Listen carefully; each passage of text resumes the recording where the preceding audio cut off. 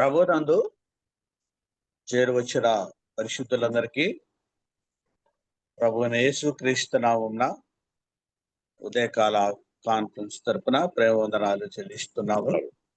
మరి కూడికను ప్రార్థనతో ప్రారంభించుకుందాం. ఆ మధ్య పెద్దలు ప్రియులు పాలన ఉన్నారు, ప్రార్థనశాలను కూర్చున్నాం. అందరికీ వందనాలు.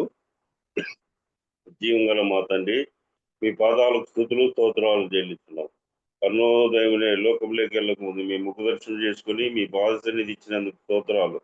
రాత్రి అంతా మంచి నిద్ర ఇచ్చి సజీవులుగా లేపి ప్రభువా, మీ దయగల మాటకు మరొక తరుణం ఇచ్చిన స్తోత్రాలు చెల్లిస్తున్నాం. ఒక దినాలన్నీ కాపాడి మరొక నూతన దినంలో నాయన అక్టోబర్ 18 వరకు మమ్మల్ని సజీవులుగా ఉంచిన స్తోత్రాలు మనకు గ్రహించండి. ఈ దాసుని బలపరిచి ఆత్మతో నింపి నాయన మీ దయగల మాటలు అందించుండగా నెట్ ద్వారా కరెంటు ద్వారా తొందర లేకుండా ధారాళంగా మీ మాటలు చూపమని చేరొచ్చిన ప్రియులందరినీ బట్టి స్తోత్రాలు చెల్లిస్తూ మా రక్షకుడు మా విమోచకుడు సజీవుడైన యేసయ్య శ్రేష్టమైన నామమున ప్రార్థించి అడుకుంటున్నాం తండ్రి, ఆమేన్. వందనాలు బ్రదర్. ప్రార్థించిన పెద్దలు పాలనకు ప్రేమ వందనాలు. సమయంలో మన మధ్యన మల్లెపోగు పేతురు బ్రదర్ హైదరాబాద్ నుంచి ఉన్నారు. పాట పాడి వినిపిస్తారు.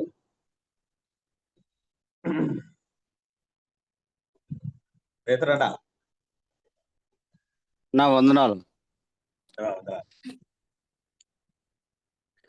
ఎంతో మధురము యేసు నామము, జుంటి తేనె ధరల కన్న మధురాతి మధురము. ఎంతో మధురము యేసు నామము, జుంటి తేనె ధరల కన్న మధురాతి మధురము. ఎంతో మధురము. పాపిగా నీవుంటే తీయదు ఆ మధురము, పరిశుద్ధులకే ఆ అనుభవ సుమ మధురము. పాపిగా నీవుంటే తెలియదు ఆ మధురము, అనుభవ సుమ మధురము. రుచి చూచి ఎరిగి తిని క్రీస్తు నామ మధురము, రుచి చూచి ఎరిగి తిని క్రీస్తు నామ మధురము. రక్షణానందమిచ్చు రమ్యమైన నా రక్షణానందమిచ్చు రమ్యమైన నామము, ఎంతో మధురము యేసు నామము. జుంటి తేనె ధరల కన్న మధురాతి మధురము, ఎంతో మధురము. పరిమళ వాసనగాను మార్చేటి నామము, పాపపు దుర్వాసనను పోగొట్టు నామము. పరిమళ వాసనగాను మార్చేటి నామము, పాపపు దుర్వాసనను పోగొట్టు నామము. ప్రాణమునే క్రయధనముగా నిచ్చిన గణనామము, ప్రాణమునే క్రయధనముగా నిచ్చిన గణనామము. పరమపురము చేర్చును పావనుని నామము, పరమపురము చేర్చును పావనుని నామము. ఎంతో మధురము యేసు నామము, జుంటి తేనె ధరల కన్న మధురాతి మధురము, ఎంతో మధురము. మంచిది. చక్కని పాట పాడి ప్రభుని స్తుతించిన ప్రియులు పేతురు బ్రదర్కు ప్రేమ వందనాలు చెల్లిస్తున్నాను.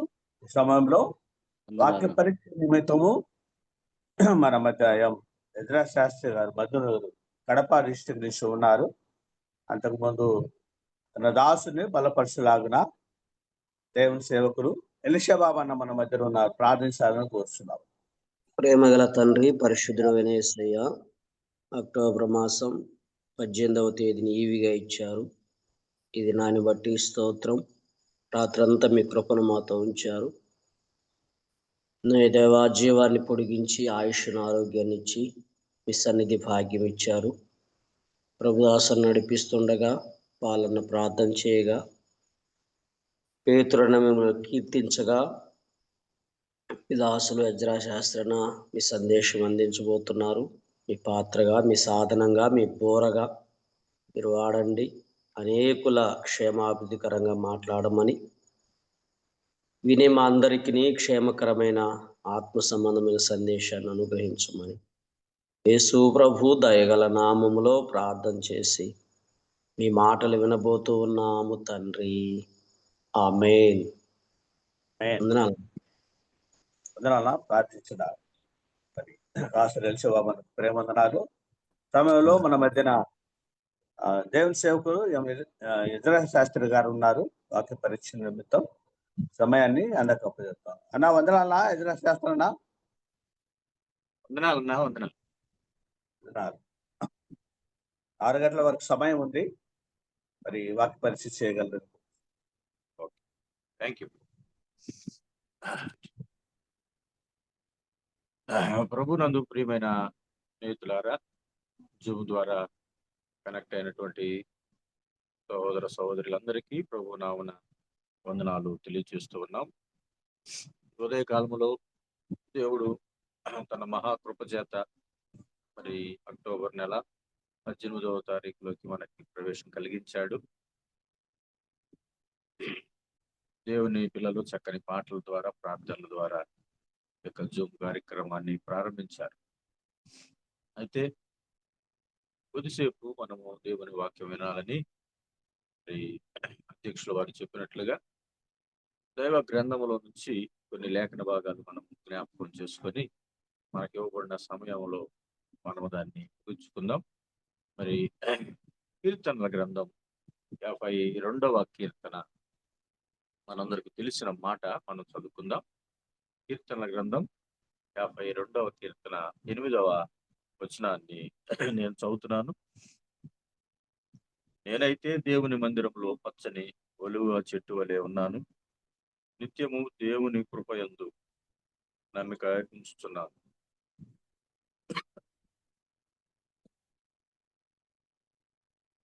ప్రభునందు ప్రియులారా, దావీదు భక్తుడు 52వ కీర్తన రాశాడని పైన చక్కగా రాయబడి ఉన్నది. మరి ఎదోమీయుడైన దోయేగు సౌలు నద్దకు వచ్చి దావీదు అహీమెలెకు ఇంట ఉన్నాడని చెప్పినప్పుడు ఈ కీర్తన రాశాడని స్పష్టంగా మనం చదువుకుంటున్నాం. 52వ కీర్తన ఒక ప్రత్యేకమైన కీర్తన. మరి దావీదు శ్రమానుభవంలో, దావీదు నిందకు గురైనప్పుడు, దావీదు మీద అనేకమైనటువంటి నేరారోపణలు చేయబడినప్పుడు, మరి సౌలు దావీదు మీదకి హత్యా ప్రయత్నం చేసినప్పుడు మరి ఈ కీర్తన రాశాడని మనము స్పష్టంగా చదువుకుంటున్నాం. ప్రియులారా, దావీదు అనుభవాన్ని ఉదయకాలంలో మనం జ్ఞాపకం చేసుకున్నట్లయితే, నేనైతే దేవుని మందిరములో పచ్చని ఒలివ చెట్టు వలె ఉన్నాను అన్న మాటను మనం చదువుకున్నాం. నేనైతే అనేటువంటి అనుభవాన్ని ఎందుకు జ్ఞాపకం చేస్తున్నాడంటే, పైన మరి అతని శత్రువుగా ఉన్నటువంటి దోయేగు, ఎందుకు శత్రువు అంటున్నామంటే అక్కడ పైన లేఖనాల్లో మోసము చేయవాడు అని, నాలుక కపటమైనదని అనేకమైన మాటలు మరి దావీదు దోయేగు గురించి రాశాడు. ఈ దోయేగు సౌలు యొక్క పశువుల కాపరులకు పెద్దగా ఉన్నాడని మరి మనము సమూయేలు గ్రంథంలో మనం స్పష్టంగా చూస్తాం. పిల్లరా, మరి ఈ యొక్క దావీదు అనుభవాన్ని మనము ఉదయకాలంలో జ్ఞాపకం చేసుకుంటున్నాం. నేనైతే దేవుని మందిరములో పచ్చని ఒలివ చెట్టు వలె ఉన్నాను అని అన్నాడు. నిజానికి సమ్మర్లో, ఎండాకాలంలో మనము ఎక్కడికైనా మనము కొన్ని ప్రాంతాలకు వెళ్ళి చూసినట్లయితే మరి ఆ ఎన్నో చెట్లు ఎండిపోయి ఉంటాయి. ఆ ప్రాంతంలో ఒక్క చెట్టు మాత్రం పచ్చగా ఉన్నట్టుగా మనం చూస్తాం. అయితే ఆ చెట్టు అనుభవం మనకు ఏమి నేర్పుతుందంటే, చుట్టుపక్కల ఉన్న చెట్లన్నీ పూర్తిగా ఎండిపోయి ఉన్నాయి, కానీ నేను చూడు ఎంత పచ్చగా ఉన్నానో అన్నట్లుగా మన ఆత్మీయమైన స్థితి పచ్చని అనేటువంటి అనుభవం ఒక విశ్వాసి అనుభవం. ఎక్కడ అంటే దేవుని మందిరంలో. ఒక విశ్వాసి దేవుని మందిరంలో ఎలా ఉన్నాడు అని దావీదు తెలియజేస్తున్నాడు.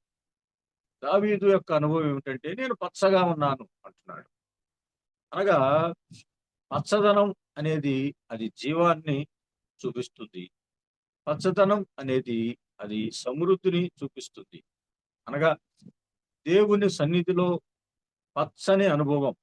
మొదటి కీర్తన మనం చూసినట్లయితే దేవారాత్రులు మరి ధ్యానించే అనుభవం, దేవారాత్రులు ధర్మశాస్త్రాన్ని చదివే అనుభవం, అతడు నీటి కాలువల వివరణ నాటబడిన అనుభవం, అతడు ఆకువాడని స్థితి, పచ్చని స్థితి కలిగి ఉంటాడనేటువంటి అనుభవాన్ని మనం చూస్తున్నాం.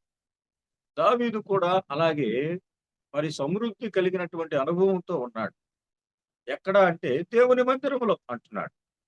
ప్రియులారా, దేవుని మందిరములో నేనైతే పచ్చని ఒలివ చెట్టు వలె ఉన్నాను అని జ్ఞాపకం చేస్తున్నాడు. దేవుని మందిరములో నీవు నేను ఎలా ఉన్నాము అనేది మనము ఆలోచన చేసుకున్నట్లయితే, నీవు నేను దేవుని మందిరములో ఎలాంటి అనుభవంలో ఉన్నాం, నిజంగా మరి పచ్చని అనుభవంలో మనం ఉన్నామా అని మనం ఆలోచన చేసినట్లయితే, వీళ్ళారా లూకా సువార్త 13వ అధ్యాయంలో మరి ఒక స్త్రీని మనం చూస్తాం. ఆ స్త్రీ 18 ఏండ్ల నుండి మరి నడుము వంగిపోయి ఉన్నది. ఆమె కూడా సమాజ మందిరములో ఆయన బోధిస్తున్నప్పుడు అక్కడ ఒక స్త్రీ ఉన్నట్లుగా మనం చూస్తాం. సమాజ మందిరములో ఆమె ఉన్నది 18 సంవత్సరాల నుంచి ఉన్నది. అక్కడ దేవుని మందిరము అన్నాడు, ఇక్కడ సమాజ మందిరము అని అన్నాడు.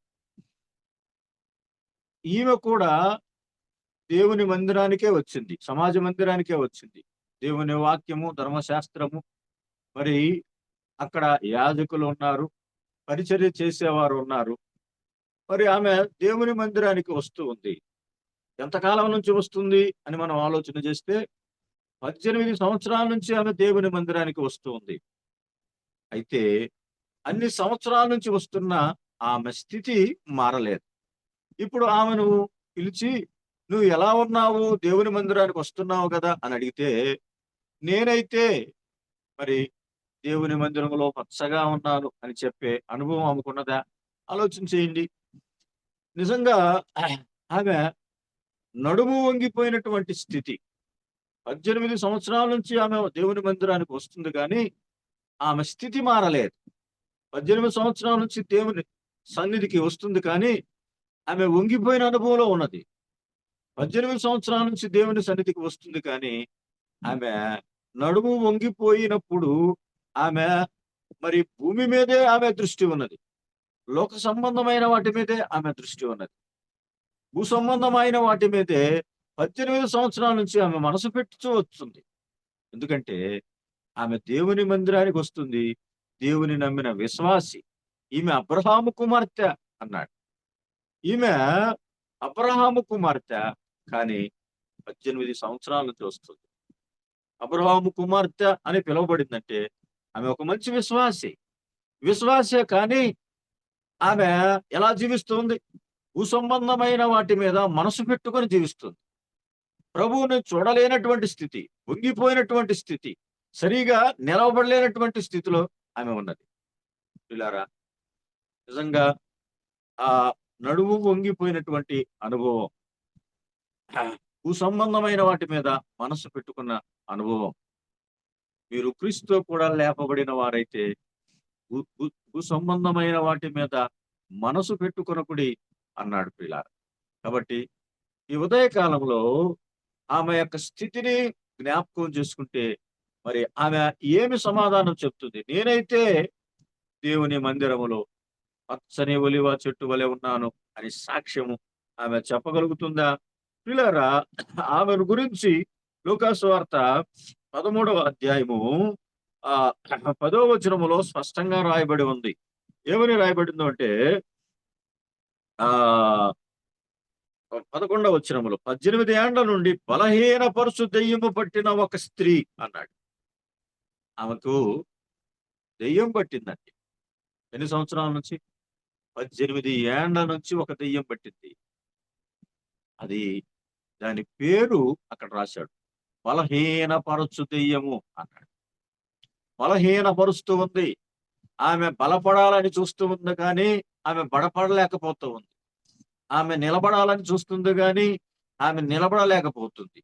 ఆమె నిలబడలేకుండా చేస్తున్నది ఏమిటి అంటే ఆ బలహీనపరచు దెయ్యం. ప్రియులారా, నేటి దినాల్లో అనేక మంది బలపడాలనుకుంటున్నారు కానీ బలపడలేకపోతున్నారు. బలహీనపరచే దెయ్యము పట్టి ఉన్నారు. అనేక సంవత్సరాలుగా ఆమె 18 ఏండ్లు అయి ఉండొచ్చు. మరి అనేక మంది బలహీనపరిచే అనుభవంలో ఉన్నారు. ఏదో ఒక బలహీనత. పిల్లారా, వంగిపోయిన అనుభవం.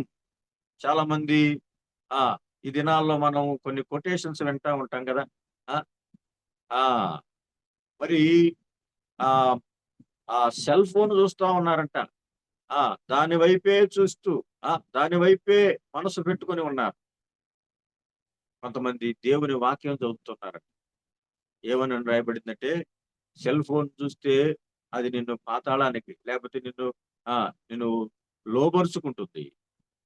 దేవుని వాక్యాన్ని చదివితే అది నీ తలను పైకెత్తుతుంది అనే మాటలు మనం చదువుతూ ఉంటాం కదా. నిజంగా ఈ బలహీన పరిస్థితి ఉన్నటువంటి దెయ్యాలు అనేకమైనవి పట్టిన వారు ఉన్నారు. బలపడాలని చూస్తున్నారు కానీ బలపడలేకపోతూ ఉన్నారు. అది ఒక రకంగా సెల్ ఫోన్ ఏమో. రోజంతా చూసి దాని బలహీనతలోనూ పడిపోయి ఉన్నావేమో. ఏదో రకమైనటువంటి బలహీనతలు పట్టి లోక సంబంధమైనటువంటి భూ సంబంధమైన వాటి మీద మనసు పెట్టుకున్నటువంటివి ఆమె ప్రభువును చూడకుండా మరి ఆమె బలహీనపరచబడినట్ల అనుభవంలో ఆమె ఉన్నది. నిజంగా ప్రియులారా, మరి ఆమె ప్రభు వైపు చూడలేదు. అక్కడ మనం చూస్తే ప్రభు వైపు చూడలేదు కానీ ప్రభు ఆమె వైపు చూశాడు. ప్రభు ఆమెను రమ్మని పిలిచాడు. ప్రియులారా, ఉదయ కాలంలో ప్రభువును నమ్ముకొని నువ్వు ఎంతకాలం అయింది? ఒక ప్రశ్న మనం వేసుకుందాం. ప్రభువు నువ్వు నమ్ముకొని ఎంతకాలం అయింది? నీవు దేవుని మందిరం వస్తూ ఉన్నావు. దేవుని సన్నిధిలో నువ్వు గడుపుతూ ఉన్నావు. ఉదయకాలం కావచ్చు, రాత్రి కావచ్చు, లేకపోతే మందిరానికి వెళుతున్నప్పుడు కావచ్చు, ఎప్పుడైనా దైవ సన్నిధిని నువ్వు అనుభవిస్తున్నావు. కానీ ఈ ప్రశ్న మనం వేసుకోవాలి, నేనైతే ఎలాంటి అనుభవంలో ఉన్నాను? నేనైతే పచ్చని ఒలీవ చెట్టు అనుభవం, నిత్యం పచ్చగా ఉన్నటువంటి అనుభవం, పిల్లారా, మరి జీవము కలిగినటువంటి అనుభవం, ప్రభువులో స్థిరత్వం కలిగినటువంటి అనుభవం, మరి దేవుని వాక్యము చేత ప్రార్థనల చేత ఆకువాడనటువంటి స్థితి, పచ్చని స్థితి కలిగినటువంటి అనుభవంలో నేను ఉన్నానా? మరి ఈమెను జ్ఞాపకం చేసుకుంటే ఈమె మరి వంగిపోయిన అనుభవంలో ఉంది. ఆమె సమాజ మందిరములో ఆమె ఉన్నది. దేవుని మందిరానికి వస్తూ ఉన్నది కానీ ఆమె విముక్తి పొందలేదు. ప్రియులారా, ప్రభు అంటున్నాడు కదా, నీ బలహీనత నుండి నువ్వు విడుదల పొందు అంటున్నాడు. ఎన్నో బలహీనతలు ఉన్నాయి మనకు. దేవుని మందిరానికి వస్తున్నావు, అది 10 సంవత్సరాలు కావచ్చు, 15 సంవత్సరాలు కావచ్చు, లేకపోతే 20 సంవత్సరాలు కావచ్చు. నేను సీనియర్ని అని మనం చెప్పుకుంటున్నాం కానీ సీనియర్ అయినా మనలో ఏమున్నాయంట? బలహీనత ఉన్నది. అది లోక సంబంధమైనటువంటి బలహీనత. అది నిన్ను లోకం వైపే చూసేటట్టు చేస్తుంది. అది భూ సంబంధమైన వాటి మీదే మనసు పెట్టుకున్నట్టుగా చూస్తూ ఉన్నది. ఆమె ఎంత మాత్రము నిలవబడలేనటువంటి అనుభవం. నిలబడాలనుకుంటుంది కానీ నిలబడలేకపోతుంది. ఆమె వల్ల కావట్లేదు. ఎందుకంటే ఆమె ప్రభువుని చూసే అనుభవంలో లేదు. ఎటువైపు చూస్తుంది? ఆమె నడుము వంగిపోయి సంబంధమైన వాటి మీద మనస్సు పెట్టుకొని ఉంది ప్రియులారా. అయితే నిజంగా చాలా మంది ప్రారంభంలో ఆ చాలా బాగా ప్రభువుని సేవించారు. కానీ రాను రాను రాను రాను లోకానుసారంగా శరీరానుసారంగా మారిపోయి మరి ఎంత మాత్రము దేవుణ్ణి చూడలేనటువంటి అనుభవంలో వారు ఉన్నారు ప్రియులారా. మరి ప్రభువు ఆమెను విడుదల పొందు అన్నాడు ప్రియులారా. నువ్వు ఎంతకాలము దేవుని మందిరంకి వస్తున్నావు అని ప్రశ్న వేసుకుంటే ప్రియులారా, నువ్వు ఎంతకాలము ఎలాగ నువ్వు దేవుని సన్నిధిలో పరిశుద్ధమైన జీవితం నువ్వు జీవిస్తున్నావు అని ఆలోచన చేసినట్లయితే ఆ నేను దేవుని మందిరానికి వస్తున్నాను కానీ నాలో పరిశుద్ధత లేదు. ఎంతకాలం నుంచి ఉన్నా కానీ పరిశుద్ధత లేకుండానే నేను వస్తున్నాను. ఒక బావి దగ్గరికి నీళ్లు తోడటానికి ఒక వ్యక్తి వెళ్ళాడు. నీళ్లు తోడటానికి వెళ్ళి ఆ నీళ్లు తోడుతున్నప్పుడు ఆ బావి దగ్గర ఉన్నటువంటి బకెట్ తీసి ఆ బావిలో వేసి నీళ్లు తోడుతూ ఉన్నాడు. అయితే ఆ బకెట్ పగిలిపోయి ఉన్నది. ఆ బకెట్కు చిల్లులు పడి ఉన్నాయి. ఆ బకెట్ను తోడుతూ ఉన్నప్పుడు నీళ్లు కారిపోతూనే ఉన్నాయి. ఆ చిల్లుల బకెట్ ద్వారా ఇప్పుడు అతడు తనకు ఇంటికి పక్కనే ఉన్నటువంటి దాంట్లో మరి ఈ నీళ్లు తీసుకొని వెళ్ళి అక్కడ ఉన్నటువంటి తొట్టిలో పోస్తూ ఉన్నాడు. తొట్టిలో పోస్తున్నప్పుడు అక్కడికి పోయేలోపు సగం నీళ్లు గారిపోతూ ఉన్నాయి. ఆ బకెట్ ఎన్నడూ నింపబడని అనుభవంలోనే ఉన్నది. కారణం ఏమిటి అంటే బకెట్ లోపమా బావి లోపమా? నింపే అనుభవంలో బావి ఉన్నది కానీ నింపబడని అనుభవంలో బకెట్ ఉన్నది. మనం కూడా నిత్య జీవాన్ని ఇచ్చేటువంటి ప్రభు నిత్య జీవమునకై ఊరేడి నీటి బుగ్గ లాంటి వాడిని నేను అన్నాడు యోహాను సువార్త 4వ అధ్యాయం. ఆయన దగ్గరికి వెళ్ళినప్పుడు ఆయన నా యొద్దకు వచ్చేవానికి వాని కడుపులో నుంచి జీవజలాలు ఊరుతాయి అన్నాడు. సమృద్ధి ఉన్నది అన్నాడు.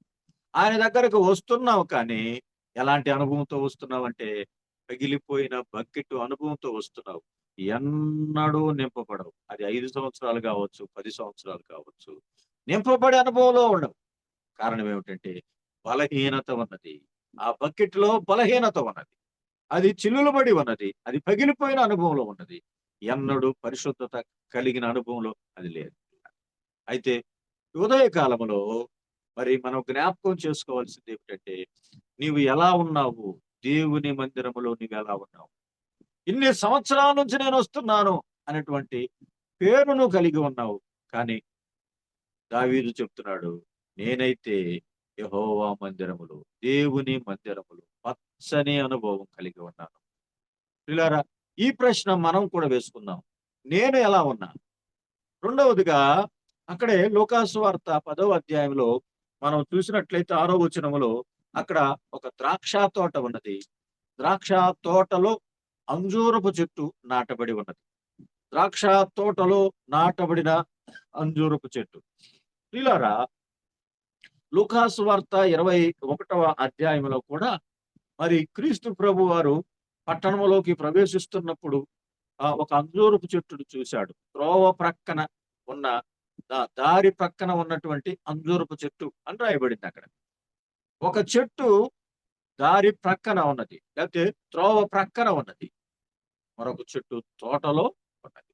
ఈ 2 అనుభవాల్లో మనము జ్ఞాపకం చేసుకున్నట్టయితే ఒకటి తోటలో ఉన్న అంజూరపు చెట్టు, ఒకటి త్రోవ ప్రక్కనున్న అంజూరపు చెట్టు. ఈ 2 చెట్లు ఈ 2 చెట్లు కూడా అంజూరపు చెట్లే. ప్రభువు వారు చూసినప్పుడు ఒక చెట్టు ఎలా ఉన్నదంట? పచ్చని ఆకులతో నింపబడి ఉన్నది అన్నాడు. ఆయన ఆకలిగొని ఉన్నాడు. ఆయన దాని వైపు చూశాడు. అది ఫలాలు ఏమన్నా కలిగి ఉన్నదేమో, ఆ ఫలాలు తిని తృప్తి పొందుదామేమో అనుకున్నాడు. పిల్లారా, నిజానికి ఆ చెట్టు త్రోవ ప్రక్కన ఉంది. దానికి ఒక యజమానుడు లేడు. అది వదిలివేయబడిన చెట్టుగా ఉన్నది. పిల్లారా, ప్రభు వారు దాని ఫలాలు ఏమీ లేక దాన్ని శపించినట్లుగా మనం చూస్తున్నాం. ఇక మీదట నీవు ఫలింపకుందువు గాక అని దాన్ని శపించాడు. అనగా త్రోవ ప్రక్కనున్న చెట్టు ఫలాలు లేకపోతే అది శాపానికి గురైంది. ఇప్పుడు తోటలో ఉన్న చెట్టు దగ్గరికి వస్తే ఆ చెట్టు ఎలా ఉన్నదంట? ఆ చెట్టు 3 ఏండ్ల నుంచి వెతుకుతూ ఉన్నాడంట. అది ఫలాలు కాయలేదు, ఇది కూడా ఫలాలు కాయట్లేదు. ఇది తోట యజమానుడు వచ్చి 3 ఏండ్ల నుంచి వెతుకుతున్నాడు, కానీ ఒక్క ఫలమైనా లేదు ఇలా. అయితే ఆ చెట్టు శపించబడింది. మరి ఈ చెట్టు కృపకు గురయ్యింది. కారణం ఏమిటంటే, అయ్యా ఈ ఒక్క సంవత్సరం కూడా ఉండనిమ్ము. అదే దేవుని కృప. దేవుని కృప ఉన్నది కాబట్టి నీవు అన్నేళ్ల నుంచి వస్తున్నా దేవుని కృప నీ మీద ఉన్నది కాబట్టి దేవుడు ఏం చేస్తున్నాడు? ప్రభు నీ పక్షాన విజ్ఞాపన చేస్తున్నాడు. తండ్రికి విజ్ఞాపన చేస్తున్నాడు. అయ్యా మార్పు నొందుతాడయ్యా, అయ్యా విడుదల నొందుతాడయ్యా, అయ్యా ఈ ఒక్కసారికి వదిలేయ్యా, ఈ ఒక్కసారి కానీ ప్రభు నీ పక్షాన విజ్ఞాపన చేస్తున్నాడు. కాబట్టి ఆ చెట్టుగా ఉన్నటువంటి నీవు ద్రాక్ష తోటలో అనగా దేవుని సంఘములో అనేక దినాల నుంచి, అనేక సంవత్సరాల నుంచి, ఒకవేళ 3 సంవత్సరాల నుంచి అని చెప్పబడిన అనుభవంలో నీవు ఉన్నట్లయితే ఏమంటున్నాడు? 3 ఏండ్ల నుంచి వెతుకుతున్నాను, ఏం ఫలం లేదు, దీన్ని నరికించి వేసి. ఒకవేళ దేవుడు నిన్ను అలాంటి అనుభవంలో ఉన్నప్పుడు దేవుడు నీ పక్షాన మాట్లాడుతూ ఉన్నాడు. అయ్యా అని ఆ తోటమాలిగా క్రీస్తు ప్రభు మాట్లాడుతూ ఉన్నాడు కదా. 3 ఏండ్ల నుంచి వస్తున్నావు, ఫలాలు లేవు. 3 ఏండ్ల నుంచి కాపు కాయాలని దానికి ఎరువు వేశాడు, దాన్ని ద్రవ్వాడు, దానికి కావలసినవన్నీ చేశాడు. ఫలించినా సరే లేని ఎడల దీన్ని నరికించి ఫలిస్తుందిలే అయ్యా అని దేవుడు దాని పక్షాన ఎంతగా మాట్లాడుతున్నాడు. మనము అర్థం చేసుకుంటే, దేవుని మందిరములో నాటబడిన మొక్కలు, ఆ అంజూరపు చెట్టు నీవే. 3 ఏండ్ల నుంచి వెతుకుతున్నాడు ఫలాలు కావాలని. పరమగీతం గ్రంథములో మనం చూస్తే, నా ప్రియుడు తన ఉద్యానవనమునకు వేంచేయునుగాక, తనకిష్టమైన ఫలములు భుజించునుగాక అన్నాడు కదా. ఇష్టమైన ఫలాలు ఫలించాలని, ఇష్టమైన ఫలాలు భుజించాలని ప్రభు కోరుకుంటాడు. నువ్వే ఫలం ఫలిస్తున్నావో ఆ ఫలం, నీ నోటి ఫలము కానీ, నీ ఆత్మ ఫలము కానీ, నీ ప్రవర్తన ఫలం కానీ, నీ వెలుగు ఫలం కానీ, నువ్వు ఈ దేవుని దృష్టిలో ఎలాంటి ఫలము ఫలిస్తున్నావో, ఆత్మ సంబంధమైన ఫలాలు నువ్వు ఫలిస్తున్నావో, ఆ ఫలాలు భుజించాలని ప్రభు కోరుకుంటే ఒక్క ఫలము కూడా లేదే. పైకి బాహ్యంగా పచ్చగా ఉన్నది. దేవుని మందిరంలో నువ్వు ఎలా ఉన్నావు? దేవుని మందిరములు, చాలా దేవుని మందిరాలు ఫలాలు కనబడట్లేదు, ప్రార్థన లేదు, వాక్యము లేదు. యోహాను సువార్తలో అన్నాడు 15వ అధ్యాయంలో, మీరు ఫలించుట వలన, బహుగా ఫలించుట వలన నా తండ్రి మహిమపరచబడతాడు. బహుగా ఫలించాలి. ప్రభువు ఫలించటం కాదు కానీ బహుగా ఫలించాలి. పిల్లారా, ఏడన్నా ఫలాలు చూస్తున్నావా? ఇప్పుడు ఒక ఆయన అంటున్నాడు, అసలు దేవుని మందిరానికి వచ్చేవాళ్ళే తక్కువైపోతున్నారట, అలసబడిపోతున్నారట, ఆత్మీయత లేకుండా పోయిందట. ఎందుకంటే సరైనటువంటి జీవము లేదు మందిరములో, నిర్జీవమైన స్థితి, ప్రార్థన లేవు, వాక్యము లేదు, విజ్ఞాపన లేవు. వారి వారి వారి వారి విషయంలో వారు ఏమైపోతున్నారో అన్నటువంటి అనుభవం చాలా మంది దైవ సన్నిధిలో అలాంటి అనుభవంలో లేకుండా ఉంటారు. ఆ బాధ్యత తోటమాలి కలిగి ఉన్నాడు. పిల్లారా, దేవుడు నిన్ను నన్ను మందిరములో ఉంచినప్పుడు మనము ఎలాంటి అనుభవంలో ఉన్నామో మనం జ్ఞాపకం చేసుకోవాలి. పిల్లారా, పచ్చని అనుభవం అన్నాడు కదా అక్కడ. ఆకుల కోసం కాదు చూసేది, ఆకుల వల్ల ఎలాంటి ఫలితం లేదు.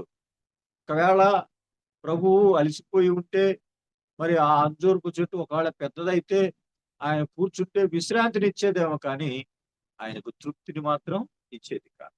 ఆయన ఆకలి మాత్రం తీర్చేది కాదు. ప్రభు ఆకలి కొని ఉన్నాడు. ఆకలిని మనము తీర్చాలి. ఆ ఆకలి సువార్తను నువ్వు ప్రకటించాలనే ఆకలి కలిగి ఉన్నాడు. ఆ ఆకలిని మనం తీర్చాలి. పాటలు నువ్వు పాడాలి అనే ఆకలి ప్రభు కలిగి ఉన్నాడు. నా కొరకు నువ్వు పాటలు పాడు. పాటలు పాడుతున్నావు కానీ ఏం కావాలి? ఫలం కావాలి.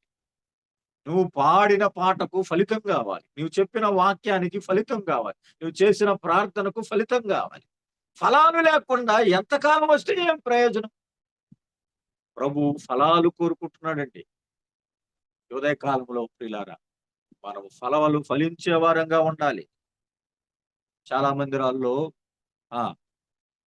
జీవము లేని మందిరాలు చప్పట్లు ఉన్నాయి, పెద్ద పెద్ద వెలుతురులు ఉన్నాయి, పెద్ద పెద్ద డీజే సౌండ్లు ఉన్నాయి, ఎన్నో రకాలుగా ఆరాధన ఈ బోర్డులు ఉన్నాయి. వెనకాల ప్రార్థన చేస్తున్నప్పుడు బ్యాక్గ్రౌండ్ మ్యూజిక్ ఉంటుంది, పెద్ద పెద్దగా చప్పట్లు ఉన్నాయి. ఏమేమో చేస్తూ ఉన్నారు ప్రియుల. అయితే ఈ హంగులు ఆర్భాటాలు ద్వారా ప్రభుకి ఏమి ప్రయోజనము లేదు. ఆకులు పచ్చని దానం ద్వారా ఎలాంటి ప్రయోజనం లేదు, కానీ ఫలాలు ఫలించాలి అని జ్ఞాపకం చేస్తున్నాడు. పచ్చని అనుభవము అంటే అర్థం ఏమిటంటే, నేను జీవము కలిగి ఉన్నాను, నేను స్థిరత్వం కలిగి ఉన్నాను, నేను ఫలాలు ఫలిస్తున్నాను అనే అనుభవం. చెట్టు కింద కూర్చుంటే ఫలితం లేదు, కానీ చెట్టు ద్వారా తృప్తినిచ్చే ఫలాలు మనం ఫలించాలి అని చూస్తున్నాం. మార్కు సువార్త 3వ అధ్యాయంలో సమాజ మందిరములో ఒక వ్యక్తి ఉన్నాడు. అతడు ఊచ చెయ్యగలవాడు అని రాయబడి. ప్రభు వచ్చాడు, ఆ వ్యక్తి యొక్క స్థితిని చూశాడు. అతడు చేయి నిరుపయోగమైన స్థితిలో ఉన్నది, చెయ్యి చాపబడలేనటువంటి స్థితిలో ఉన్నది. దేవుని మందిరానికే వస్తున్నాడు, సమాజ మందిరములో ఉన్నాడు, దేవుని మందిరములోనే ఉన్నాడు, కానీ అతని చెయ్యి ఎలాంటిదంటే ఊచ చెయ్యి. ఆ ఊచ చెయ్యి అంటే శక్తి లేదు ఆ చేతిలో, నిరుపయోగం. దేవుని మందిరానికి వస్తారు చాలా మంది, ఒక్క పని కూడా ముట్టుకోరు, ఒక పని కూడా చేయరు. దేవుని మందిరానికి వస్తారు, కొంత దేవునికి ఇవ్వాలనేటువంటి అనుభవం కూడా వారు ఆలోచన చేయరు. ఎందుకంటే అతడు దేవుని మందిరములో ఉన్నాడు, అతడు చెయ్యి ఊచ చెయ్యి. అయితే ప్రియులారా, ప్రభు అంటున్నాడు, మధ్య నిలబడు అన్నాడు. లోపం ఉంటే దేవుడు మధ్యలో నిలబెడతాడు. నువ్వు చేయలేదు, ఆ పని చేయలేదు, ఈ పని చేయలేదు, ప్రభు పని చేయలేదు, ప్రభుకి ఇవ్వలేదు, నువ్వు చెయ్యి చాచే అనుభవంలో లేవయ్యా అంటున్నాడు. అయితే ప్రియులారా, మధ్యను నిలబెట్టి అతడు యొక్క స్థితిని ప్రభు బాగు చేశాడు. చాలా మంది చెయ్యి చాపము అన్నప్పుడు చెయ్యి చాపలేని స్థితిలో ఉన్నారు. అయితే ఆ వ్యక్తి ప్రభు వాక్యానికి, ప్రభు ఆజ్ఞకు, ప్రభు మాటకు లోబడ్డాడు. కాబట్టి సంపూర్ణమైన స్వస్థత కలిగింది. నేనైతే దేవుని మందిరములో ఎలా ఉన్నాను? పచ్చగా ఉన్నానా? ఎండిపోయి ఉన్నానా? ఫలాలు ఫలిస్తున్నానా? మూడుబారిన స్థితిలో ఉన్నానా? పైకి ఆకర్షణీయ మాత్రంగా ఉన్నానా? నేనైతే దేవుని మందిరములో ఎలా ఉన్నాను? పిల్లారా, నేనైతే దేవుని మందిరములో ఏం చేస్తున్నా? మొదటి సమూయేలు గ్రంథంలో పౌలుడైన సమూయేలు 2వ అధ్యాయం 18వ వచనంలో ఏఫోదు ధరించి పరిచర్య చేయించి ఉండెను. ఎక్కడ ఉన్నాడు? దేవుని మందిరం. ఏం చేస్తున్నాడు? పరిచర్య చేస్తూ ఉన్నాడు. ఇప్పుడు సమూయేలు ఏ అనుభవంలో ఉన్నాడంటే, పచ్చని అనుభవం, పరిచర్య చేసే అనుభవం, ప్రార్థన చేసే అనుభవం. లూకా సువార్త జకర్యా 1వ అధ్యాయంలో తన తరగతి క్రమం చొప్పున ఎక్కడో యోధా కొండసీమల్లో ఉన్నటువంటి ఇల్లు, వృద్ధాప్యంలో ఉన్నాడు. జకర్యా ఎలిజబెత్తులు దూరంగా, మరి పిల్లలు లేని వారు వృద్ధాప్యమైనటువంటి స్థితిలో తన తరగతి క్రమం చొప్పున దేవుని మందిరములో యాజకత్వం చేస్తూ ఉన్నాడు, ధూపం వేస్తూ ఉన్నాడు, ప్రార్థనలు చేస్తూ ఉన్నాడు, దేవుని మందిరానికి వస్తున్నాడు. ఆ ధర్మశాస్త్రాన్ని చదువుతున్నాడు. యాజక ధర్మాన్ని తన తరగతి క్రమం చొప్పున చేస్తూ ఉన్నాడు. దేవుని మందిరం. అయ్యా నా వయసు మీరిపోయింది, నేను చేయలేను అంటలేదు. అంత వృద్ధాప్యంలో కూడా ప్రభు పనిచేస్తున్నాడు. నేనైతే ఆ అనుభవాన్ని మనం కలిగి ఉన్నాం. అలాంటి అనుభవం పిల్లారా అక్కడ 2వ అధ్యాయంలో అన్న 84 సంవత్సరాల నుంచి ఆమె దేవుని మందిరం పరిచర్య చేస్తుంది. దేవాలయంను విడిచిపెట్టక రాత్రి పవళ్ళు రేయింపవళ్ళు సేవ చేస్తూనే ఉన్నది. దేవాలయాన్ని విడిచిపెట్ట దేవుని మందిరం పట్ల అలాంటి ఆసక్తి కలిగి ఉన్నది. దావీదు యొక్క అనుభవం నేనైతే అని స్పష్టంగా చెప్తున్నాడు పిల్లలు. నిజానికి దావీదు ఈ సందర్భంలో కుటుంబాన్ని విడిచిపెట్టాడు, రాజ్యాన్ని విడిచిపెట్టాడు, అక్కడ ఉన్నటువంటి వారిని అందరినీ విడిచిపెట్టాడు, అధికారాన్ని, సింహాసనాన్ని అన్నిటిని విడిచిపెట్టి దావీదు మరి ఆ అహీమెలెకు అనే ఒక రాజు దగ్గరికి, యాజకుని దగ్గరికి వెళ్ళాడు. అక్కడ ఆ యాజకుని దగ్గరికి వెళ్ళినప్పుడు అక్కడ ఆ అహీమెలెకు దావీదు కొరకు కొన్ని రొట్టెలు ఇచ్చాడు. ఆకలి కొని ఉన్నారు. దావీదుతో పాటు దావీదు పనివారు ఉన్నారు. దావీదుతో పాటు 400 మంది ఉన్నారు. వారు ఆకలి కొని ఉన్నారు. మరి నోబులో ఈ యాజకుడు ఉన్నాడు, అహీమెలెకు. నోబులోకి దావీదు వెళ్ళి అహీమెలెకు వద్దకు వెళ్ళి అడుగుతూ ఉన్నాడు, మాకు ఆకలిగా ఉన్నది, ఏమైనా ఆహారం పెట్టు, ఏమైనా రొట్టెలుంటే ఇవ్వు అంటే, సామాన్యమైన రొట్టెలు లేవయ్యా, ప్రతిష్ఠితమైన రొట్టెలు ఉన్నాయి, కావాలంటే అవి ఇవ్వాలి అంటే మీరు పరిశుద్ధంగా ఉంటేనే ఇస్తాము అంటే దావీదు చెప్తున్నాడు, మేము 3 రోజులు ప్రయాణం చేశాము, మేము స్త్రీలకు కడగానే ఉన్నాం, మేము పవిత్రంగానే ఉన్నాం, మేము వేసుకున్న బట్టలు కూడా పవిత్రమైనవి, అయిననేమి రాజు ఆజ్ఞ ఇచ్చాడు కదా, రాజు ఆజ్ఞ ఇస్తే అది పవిత్రపరచబడుతుంది కదా అని చెప్పి ఆ రొట్టెలు అడిగినప్పుడు ఆ ప్రతిష్ఠితమైన రొట్టెలు తీసుకొని తిన్నారు. ప్రియులారా, అంత మాత్రమే కాదు, ఇంకా నీ వద్ద ఏమున్నది, ఏదైనా ఖడ్గమేవు అన్నప్పుడు ఖడ్గాన్ని కూడా ఇదిగో నీవు అక్కడ గొలియాతును చంపినటువంటి ఖడ్గము అక్కడ లోపల ఉన్నది, అది బట్టతో చుట్టబడి ఉన్నది, మరి దానికంటే సమమైనది మరొకటి లేదు, అది నాకు ఇవ్వు అన్నప్పుడు ఖడ్గాన్ని ఇచ్చాడు. ఈ రొట్టెలు ఇస్తున్న సందర్భం, ఈ ఖడ్గాన్ని ఇస్తున్న సందర్భం అక్కడ నుంచి అక్కడ ఆ ఇస్తున్న సందర్భాన్ని దోయేగు చూశాడు. దోయేగు చూసి ఇప్పుడు సౌలు, బెన్యామీనులారా నాకింత మోసం చేస్తారా, నాతో పాటు ఉన్నట్టుగానే మీరున్నారు, కానీ తన సైనికులను చూసి, తన సైన్యాన్ని చూసి సౌలు మాట్లాడుతున్నాడు, నేను మీకు ఎన్ని మేలు చేశాను, కానీ మీరు నాకు మేలు చేయలేదే, నా కుమారుడు యెషయి కుమారునితో కలిసిపోయాడు కదా, నా కుమారుడు యెషయి కుమారునితో సహవాసం చేస్తున్నాడు కదా, ఆ సంగతి మీరు నాకు తెలియచేయలేదే, నా కుమారుడు అతనితో ప్రేమగా మాట్లాడుతున్నాడు కదా, ఆ సంగతి నాకు తెలియచేయలేదే, అది తెలియజేయకపోయారు, ఇప్పుడు దావీదు ఎక్కడున్నాడో సంగతిని కూడా మీరు తెలియచేయలేకపోతున్నారే, నన్ను బలహీనపరచాలని మీరు చూస్తున్నారా అని సౌలు బెన్యామీనుతోటి లేకపోతే తన సైన్యముతో మాట్లాడుతున్నప్పుడు, సౌలు పశువుల కాపరి పెద్దగా ఉన్నటువంటి ఈ దోయేగు, ఈ మోసగాడు, ఈ కపటమైన వాడు, ఈ అబద్ధపు మాటలు చెప్పేవాడు అక్కడే ఉన్నాడు. అక్కడే ఉండి, అయ్యా నేను నోబులో వెళ్ళినప్పుడు, నోబులో అహీమెలెకు అనే యాజకుడు, అహీటాబు కుమారుడైనటువంటి అహీమెలెకు వద్ద ఈ రొట్టెలు, ఈ యొక్క ఖడ్గము తీసుకోవటం నేను చూశాను. అహీమెలెకు దావీదుకు సహాయం చేశాడు. అహీమెలెకు దావీదు పక్షాన ఉన్నాడు. అహీమెలకు నీకు వ్యతిరేకంగా మాట్లాడుతున్నాడు. అహీమెలకు దావీదును ప్రోత్సాహపరుస్తున్నాడు. అహీమెలకు నీకు అన్యాయం చేస్తున్నాడు అని దావీదు మీద లేనిపోని నిందలు వేసి మరి దావీదు మీద అనేకమైన ఆరోపణలు చేస్తున్నాడు. అందును బట్టి మరి 52వ కీర్తన మొదటి వచనములో ఏమని రాయబడిందో చూద్దాం చూడండి. శూరుడా అని పిలుస్తున్నాడు. దావీదు రాస్తూ ఏమంటున్నాడండి? అతడు శూరుడే, కానీ ఎలాంటి వాడంటండి?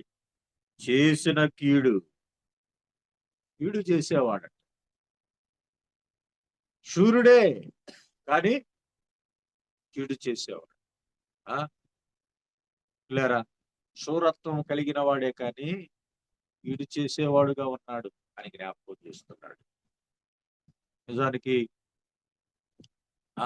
ప్రియులారా, మరి మనం న్యాయాధిపతుల గ్రంథంలో మనం చూసినట్లయితే అక్కడ కూడా మనకి 11వ అధ్యాయంలో యెఫ్తాను మనం చూస్తాం. యెఫ్తా పరాక్రమశాలి, కానీ అతని తల్లి వేశ్య అట్లుగా మనం చూస్తాం. పరాక్రమశాలి పిల్లారా, సిరియా సైన్యాధిపతి పరాక్రమశాలి, కానీ పుష్టివ్యాధికి వస్తుంది. దోయేగు శూరుడే, కానీ ఎలాంటి వాడంటే చాలా మంది వారి యొక్క ఆత్మీయమైన జీవితాల్లో ఎలా ఉన్నారంట?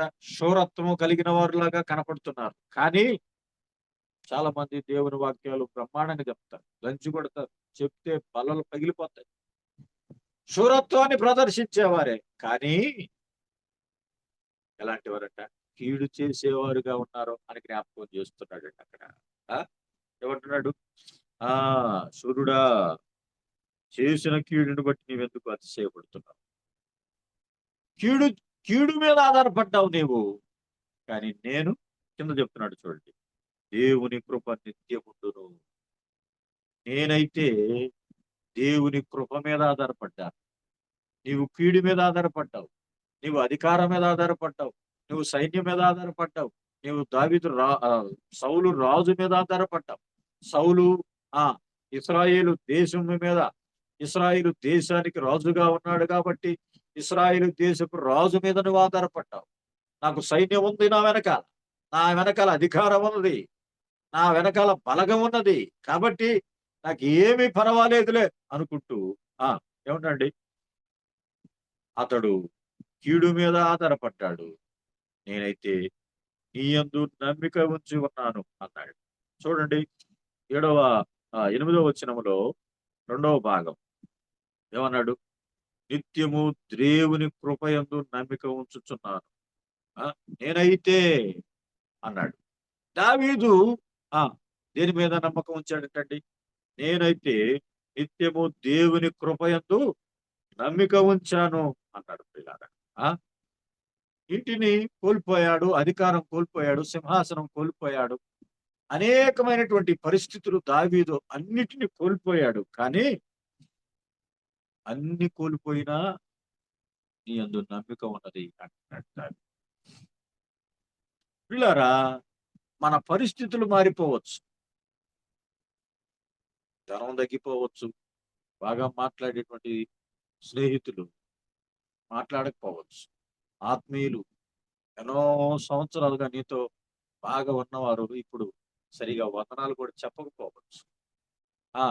నీతో నీ పరిస్థితులు ఇంటిలో గాని ఆరోగ్య పరిస్థితులు మారిపోయి ఉండవచ్చు. అన్ని పరిస్థితులు మారిపోయినా మన ఆత్మీయమైన పరిస్థితి మారకూడదు అని చెప్తున్నాడు. పచ్చని అనుభవం అంటే అదే. నీ ఆత్మీయమైన స్థితి ఎండిపోకూడదు, నీ విశ్వాసం తగ్గిపోకూడదు, నీ ఆర్థిక పరిస్థితులు తగ్గిపోని, నీ దగ్గర ఉన్నటువంటి ఆత్మీయులు తగ్గిపోని, సరిగా మాట్లాడకపోని, నీ పరిస్థితులన్నీ ఎలా ఉన్నా కూడా నువ్వు ఉండాల్సింది ఎలాగా? పచ్చని ఒలివ చెట్టు అనుభవంలో విశ్వాసం మనం బలంగా ఉండాలి. పిల్లరా, ఏది ఉన్నా నేనైతే పచ్చని ఒలివ మొక్క వలె నేను దేవుని మందిరంలో ఉన్నాను. సహాయం చేసేవారు చేయకపోవచ్చు, అనుకూలంగా ఉన్నవారు ఇప్పుడు అనుకూలంగా లేకపోవచ్చు. పచ్చని ఒలివ చెట్టు అనుభవం. పచ్చగా అనగా నేను ఆత్మీయంగా నేను జీవిస్తాను అనే అనుభవం. దేవునితో సంబంధం కలిగి ఉంటాను, ప్రార్థన అనుభవం కలిగి ఉంటాను, వాక్య పరిచర్య అనుభవంలో నేను ఉంటాను, వాక్య ధ్యానం అనుభవంలో ఉంటాను. పిల్లారా, ప్రభువుతో సహవాసం, దేవుని పిల్లలతో సహవాసం, ఇదే పచ్చని స్థితి. దేవుని మందిరానికి రాకపోతే మనం ఎలా పచ్చగా ఉంటాం, ఎలా ఆత్మీయంగా ఉంటాం? దేవుని మందిరంలోనే అలాంటి స్థితి ఉన్నది. చాలా మంది దేవుని మందిరాన్ని నిర్లక్ష్యం చేస్తూ ఉన్నారు, నియామక కూడికలను నిర్లక్ష్యం చేస్తున్నారు, వార కూడికలను నిర్లక్ష్యం చేస్తున్నారు, ఆరాధనను నిర్లక్ష్యం చేస్తున్నారు. ఆరాధన అంటే ఈరోజు ఆదివారం ఆరాధన అని క్యాలెండర్లో ఉంటది. ఆరాధన అంటే ఉట్టి ఆరాధన అనుకుంటారు. ఆరాధన తర్వాత వర్తమానం కూడా ఉంటది మన సంఘాలు. కానీ కొంతమంది ఇల్లు ఉందంటే ఆరాధన చూసుకొని వెళ్ళిపోదాం అనుకొని వెళ్ళిపోయేవారు ఉంటారు. తర్వాత ఒక గంట 40 నిమిషాలు లేకపోతే ఒక గంట, ఆ గంట సేపు సమయాన్ని కూడా ఇవ్వలేక అనేక మంది ఆరాధన వరకే ఆ సమయం, దేవునికి ఇచ్చే సమయం ఆరాధన వరకే. ఆరాధనకు వస్తున్నారు కానీ సరిగా స్తుతులు చెల్లించలేకపోతున్నారు. పిల్లారా, దేవుని మందిరంలో నీ అనుభవం ఎలా ఉన్నదో జ్ఞాపకం చేసుకోవాలి. ఆమె లోక సంబంధమైన ఆలోచనలు కలిగి భూ సంబంధమైన మీద వాటి మీదే మనసు పెట్టుకుంది. ఆమె భూ సంబంధమైన వాటినే చూస్తుంది. ధనం గాని, స్థలాలు గాని, పొలాలు గాని, ఆస్తిపాస్తులు గాని. 18 సంవత్సరాల నుంచి నేను వస్తున్నానయ్యా అంటుంది కానీ బ్రతుకు మారలేదే, వంగిపోయిన అనుభవమే, ప్రభువును చూడలేదే అన్నాడు. పిల్లారా, మనం ఆలోచించేద్దాం. ఇదిగో మఫీబెషతు లోదెబారులో ఉన్నాడు, అమ్మీయేలు మాకీరు ఎంట ఉన్నాడు, ఎండిపోయినటువంటి స్థలం. లోదెబారు మేత లేనటువంటి స్థలం, ఆహారం లేనటువంటి స్థలం. అక్కడ ఎంతకాలం ఉన్నా నీ స్థితి కుంటివాడివే. అక్కడ ఎంతకాలం ఉన్నా సంతోషం లేదు, సమాధానం లేదు, దుఃఖమే. సౌలు కుటుంబంలో ఎవరైనా కలరా అని జ్ఞాపకం చేసుకుని ఇంటికి పిలిపించి భోజనపు బల దగ్గర కూర్చోబెట్టాడంటే అతడు దావీదు బల్ల యొక్క సహవాసం చేస్తున్నాడంటే ఎటువంటి గొప్ప అనుభవం. దావీదుతో సదాకాలం అదే పచ్చని అనుభవం. సదాకాలము ఎలా ఉన్నాడు? దావీదు బల్ల వద్దనే ఉన్నాడు. పిల్లారా, అలాంటి పచ్చని అనుభవం. ఎంతకాలం నేను దేవుని మందిరానికి వస్తున్నాను అనేది ప్రాముఖ్యం కాదు. లోతు సొదొమలో ఎంతకాలం నుంచి ఉన్నాడు అనేది ప్రాముఖ్యం కాదు. ఎంత ఫలితం ఫలించాడు. నీతిమంతుడకు లోతు తన నీతి గల మనసును దినదినము నొప్పించుకున్నాడు తప్పితే మెప్పించుకోలేదు. తన మనసు నొచ్చుకుంటానే అక్కడ ఉన్నాడు. అయ్యో పాపం చేస్తున్నాడు, వాడు పాపం చేస్తున్నాడు, వీడు పాపం చేస్తున్నాడు, వాడు అట్లా వీడిట్ట. పిల్లారా, సొదొమలో ఉన్నంత కాలం ఫలితం ఫలించలేకపోయాడు. సొదొమలో ఉన్నంత కాలం అక్రమకారు పిల్లలు మొదలుకొని అందరూ వృద్ధుల వరకు భయంకరమైనటువంటి పరిస్థితి కలిగి ఉన్నారు. ఏమైనా ఫలించాడా? కుమార్తెలు అక్రమ సంతానానికి వారసురాలయ్యారు. భార్య ఉప్పుస్తంభం అయిపోయింది. ఏమైనా సంపాదించుకున్నాడు? సొదొమలో ఇళ్ళు సంపాదించుకున్నాడు, బంగారం సంపాదించుకున్నాడు, ఆస్తిపాస్తులు సంపాదించుకున్నాడు, పేరు సంపాదించుకున్నాడు, గౌనుల దగ్గర కూర్చున్నాడు. ఏం ప్రయోజనం? సొదొమలో ఉన్నంత కాలము ఎలాంటి ఫలాలు లేవు. లోకములో ఉన్నంత కాలము ఆ చెట్టు పచ్చగానే ఉంటుంది, వారు పచ్చగా ఉంటారు. కీర్తనలో 73వ కీర్తనలో కదా రాయబడి ఉంది, వారు గర్వమును కంఠహారం వలె ధరించుకున్నారు అన్నాడు కదా. లోకస్తులు ఎందుకు అంత అభివృద్ధి పొందుతున్నారని అతడు ప్రశ్నించుకున్నాడు. ఏమని? దేవుణ్ణి నమ్ముకున్నాను నేను, ఇంతకాలం దేవుణ్ణి నమ్మినా నేనైతే ఎందుకు ఇలాగా అభివృద్ధి చెందలేదు, వాళ్ళు ఎందుకు అట్లా అభివృద్ధి చెందారు అని ప్రశ్నించుకున్నాడు. పిల్లరా, ప్రభు సమాధానం చెప్పాడు. దేవుని సన్నిధికి వచ్చినప్పుడు ఏమన్నాడు? వారు నిశ్చయముగా కాలు జోరు చోటే వారు ఎప్పుడు పడిపోతారో తెలియదు, ఎప్పుడు ఏమవుతుందో తెలియదు. పిల్లరా, మన స్థితి ఎలా ఉన్నది దేవుని మందిరానికి వస్తున్నాం. ఉదయకాలం మనం ప్రశ్న వేసుకున్నాం, నేనైతే ఎలా ఉన్నాను? ఈ ప్రశ్న చాలా ప్రాముఖ్యమైనది, మన హృదయాలను తాకే ప్రశ్నగా ఉన్నది. నేను ఎలా ఉన్నాను? దేవుని మందిరములో ప్రభువుకి ఫలాలు నేను ఫలిస్తున్నానా? ఇన్ని సంవత్సరాల నుంచి సేవ. మందిరాలు కట్టుకుంటున్నారు చాలా మంది, మందిరాల వల్ల ప్రయోజనం లేదు. మందను కాచేవారంగా, మందను మేపేవారంగా, మందను బలపరిచేవారంగా, ఆత్మలు సంపాదించేవారంగా, ఫలాలు ఫలించేవారంగా ఉండాలని ప్రభువు కోరుకుంటున్నాడు. మోయాబు దేశానికి వెళ్ళింది రుతు, ఏమైనా ఫలించిందా? ఋతురాలే వచ్చింది. ఆమె పేదరాలుగా వెళ్ళలేదు, ఆమె పేదరాలుగా వెళ్ళలేదు, ఆమె స్థితి కలిగే వెళ్ళింది, ఆమె ధనం కలిగే వెళ్ళింది, ఆమె ఆస్తిపాస్తులు కలిగే వెళ్ళింది. పిల్లారా, ఋతు గ్రంథంలో మీరు చదివితే ఆమె ఏమన్నాడు ఆ మాట చూద్దాం, చూడండి. ఋతు గ్రంథంలో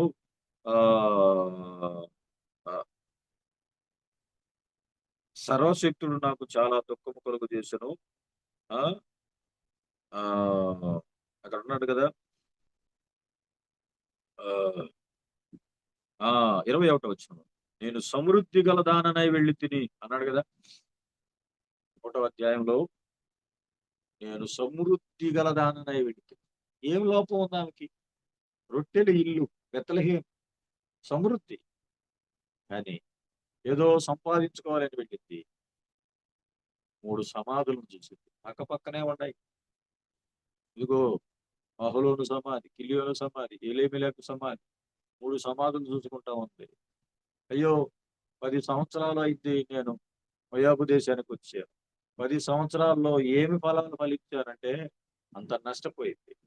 సమాధులు ఉన్నాయి, ఇంట్లో భర్తలు కోల్పోయినటువంటి కోడలు ఉన్నారు, ఆస్తి కోల్పోయి ఒట్టి చేతులతోనే వచ్చింది, కట్టుబట్టలతో ఒట్టి చేతులతోనే వచ్చింది. ఇలా చాలా మంది ఏదో సంపాదించాలని వెళ్ళి లోకం వైపు వెళ్తున్నారు, ఏమి సంపాదించలేకపోతున్నారు. బాహ్య సంబంధమైన వాటిని ఏమైనా సంపాదించుకున్నారేమో కానీ ఆత్మ సంబంధమైన వాటిని ఏది సంపాదించుకోలేకపోతున్నారు. అయితే ఈ ఉదయ కాలంలో మరి దావీదు యొక్క అనుభవం ఏమండి?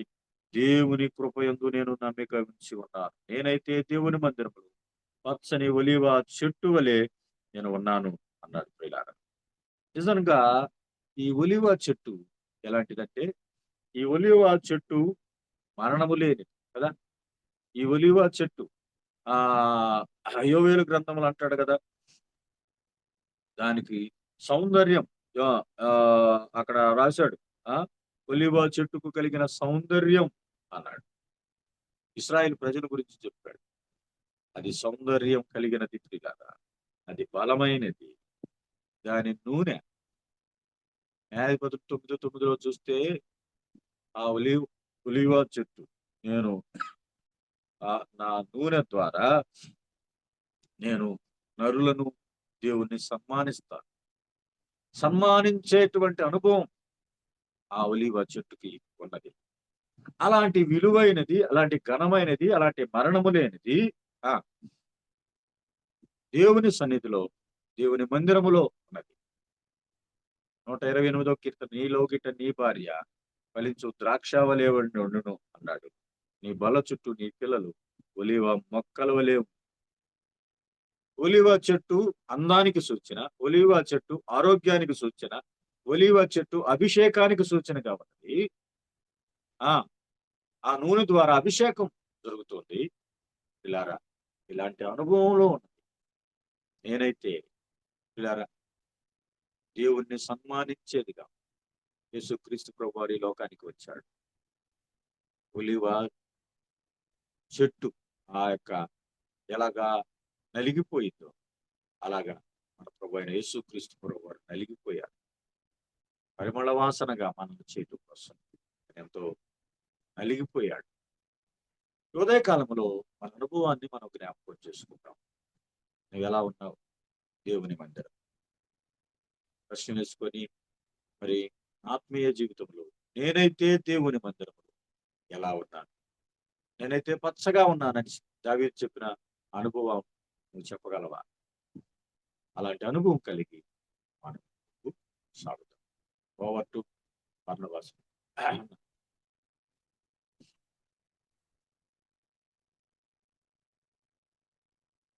మంచిది. చక్కటి వందనాల చక్కటి వాక్య పరిచయం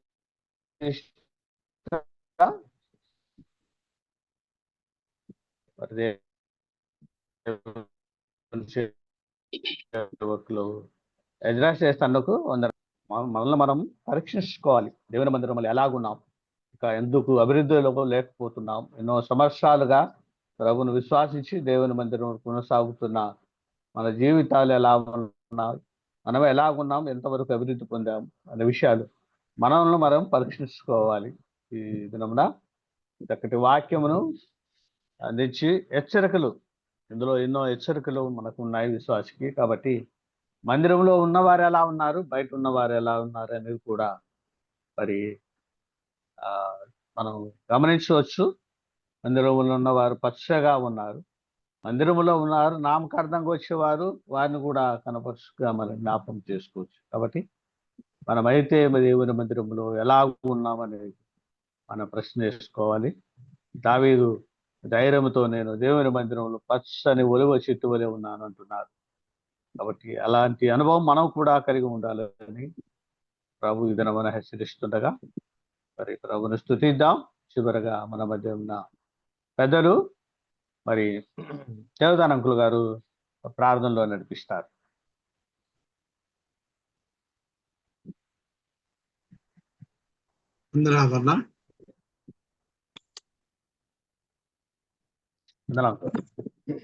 ప్రార్థన చేసుకుంటాం. పరిశుద్ధుడు అయిన మహాగణుడు అయిన మహోన్నతుడు అయిన మా ప్రభువా, మీ ప్రియకుమారుడు మా రక్షకుడైన యేసుక్రీస్తు పరిశుద్ధ నామమున మరొకసారి మీ పాసంలో మేమందరము ఈ రీతిగా ఉదయకాలమున చేరి మీ కృపలను అనుభవించడానికి 4674 దినాన నడిపించిన విధానాన్ని బట్టి వందనాలు.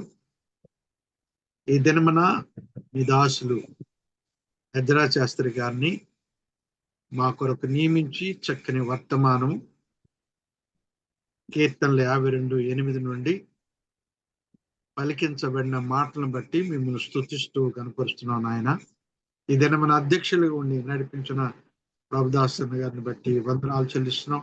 చేరి వచ్చిన దైవజనులేమి, పరిచారకులేమి, పెద్దలేమి, పరిశుద్ధులైన దేవుని సహోదర సహోదరులు అందరిని కూడా మీ కృపలో జ్ఞాపకం చేసుకుని మహిమ పొందమని వారిని దీవించమని ప్రభా అల్పులమైన మమ్మల్ని అందరినీ కటాక్షించి మహిమ పొందమని రేపటి దినము ఈ రీతిగా మీ సన్నిధిలో మేమందరం ఉండటానికి మమ్మల్ని అందరినీ బలపరిచి ఆయత్తపరచమని రేపటి పరిశుద్ధనం కొరకు కూడా ప్రార్థించుండగా పరిశుద్ధనం కొరకు మమ్మల్ని బలపరిచి నడిపించి మహిమ పొందమని మీ మహిమార్థమైన రేపటి దినాన్ని మేము చూడగలుగుతాం కృప చూపండి.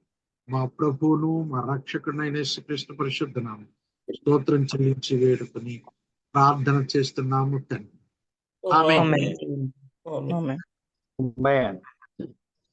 మంచిది. చక్కటి ప్రార్థనలో గడిపించిన మరి ప్రియులు దేవదానకులకు ప్రేవందనాలు. అలాగే మరి మొదటి నుంచి ప్రార్థించిన పాలన్నకు